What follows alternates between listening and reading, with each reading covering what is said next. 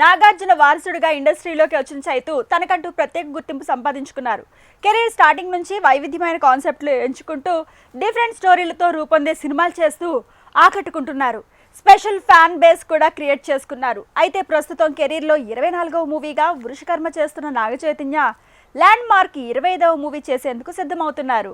Chaitu 25వ movie Shiva నిర్వాణతో చేస్తారని ఎప్పటి నుంచో టాక్ వినిపిస్తుంది. స్టోరీని విన్నారని గ్రీన్ సిగ్నల్ ఇచ్చినట్లు టాక్ వినిపించింది. అదే సమయంలో స్టార్ డైరెక్టర్ బోయపాటి శ్రీనుతో నాగ చైతన్య తన ల్యాండ్ మార్క్ మూవీ చేస్తారని కొన్ని రోజుల పాటు ప్రచారం జరిగింది. ఏర్పాట్లు కూడా జరుగుతున్నాయని గుసగుసలు వినిపించాయి. విరూపాక్ష ఫేమ్ కార్తిక్ దండు దర్శకత్వం వహిస్తున్న వృషకర్మ షూటింగ్ చివరి దశలో ఉండగా నెక్స్ట్ మూవీపై చైతు ఫోకస్ పెట్టినట్లు తెలుస్తోంది. ఆ సినిమా ఎవరితో చేస్తారన్నది మాత్రం ఇప్పటి వరకు ఎలాంటి అఫీషియల్ అనౌన్స్మెంట్ రాలేదు. దీంతో Chaitu land mark movie director ఎవరనేది ఇంకా క్లారిటీ రాలేదు. ముందు నుంచి అనుకున్న శివ నిర్వాణ ఇప్పుడు సీనియర్ రవితేజతో ఇరుముడి సినిమా చేస్తున్నారు. ఆ ప్రాజెక్ట్ కంప్లీట్ అవ్వడానికి ఖచ్చితంగా టైం పడుతుంది. కాబట్టి ఆయనతో చైతు మూవీ ఫ్యూచర్ లో ఉండొచ్చు. కానీ 25వ సినిమా మాత్రం శివ నిర్వాణ డైరెక్ట్ చేయడం లేదని దాదాపు క్లారిటీ వచ్చేసింది.